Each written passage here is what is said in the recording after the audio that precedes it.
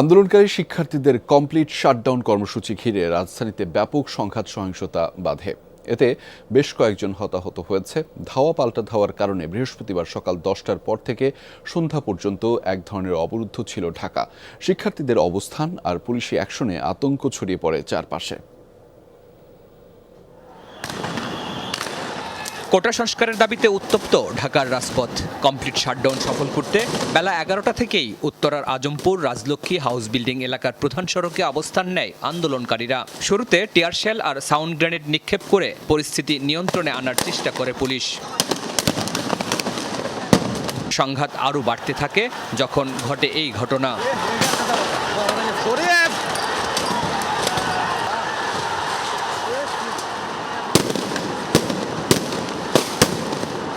টানা কয়েক ঘন্টা ধরে সংঘর্ষ চলে দুই পক্ষের মধ্যে।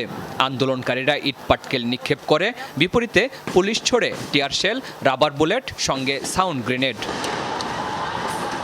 ব্যাপক সংঘর্ষে প্রধান সড়ক থেকে শুরু করে অলিগলিতে উত্তেজনা ছড়িয়ে পড়ে। দিক বিদিক ছোটে পথচারীরা। গাড়ি ভাঙচুরের পাশাপাশি পুলিশ বক্স ও যাত্রীবাহী বাসেও অগ্নিসংযোগের ঘটনা ঘটে। মহাখালীতেও পুলিশের সঙ্গে ব্যাপক সংঘাত সহিংসতা হয়েছে আন্দোলনকারীদের সঙ্গে। এই সময় রেললাইন অবরোধ করে সারা দেশের সঙ্গে ট্রেন যোগাযোগ বন্ধ করে দেয়া হয়। টানা কয়েক ঘন্টা ধরে ধাওয়া পাল্টা ধাওয়া হয়। কখনো পুলিশ, আবার কখনো আন্দোলনকারীদের পিছু হটতে দেখা যায়। বিকেলের দিকে মহাখালীতে সরকারি ভবন ও যানবাহনে অগ্নিসংযোগের ঘটনা ঘটে। একই ধরনের ঘটনা ঘটেছে রাজধানীর মিরপুরে। আন্দোলনকারী আশপাশের বিভিন্ন কলেজের শিক্ষার্থীদের সঙ্গে পুলিশের ব্যাপক সংঘর্ষ হয়। এ সময় ক্ষুব্ধ শিক্ষার্থীরা মিরপুর 10 নম্বর গোলচত্বরের পুলিশ বক্সে আগুন দেয়। বৃহস্পতিবার দুপুরের দিকে মিরপুরের আকাশ জুড়ে ধোঁয়ার কুণ্ডলী, নিচে রীতিমতো রণক্ষেত্র। গোলচত্বরের নিচে বাসে দেয়া আগুনের ধোঁয়া উঠে মেট্রো রেলে। পরে 4টি স্টেশন বন্ধ করে দেয় কর্তৃপক্ষ।